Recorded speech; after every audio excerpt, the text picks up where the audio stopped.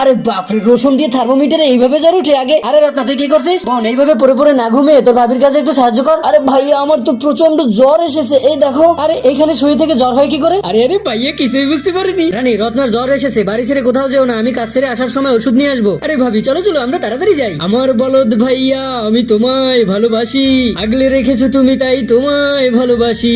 ভাবি, রোদে একদম ক্লান্ত হয়ে গেছি, চলো তরমুজটা আগে। ওই টিকিসা, ওয়াও রত্না, তোমার তো বাহুবলী জামাই দরকার। আরে পাম দিও না, এই ধরো।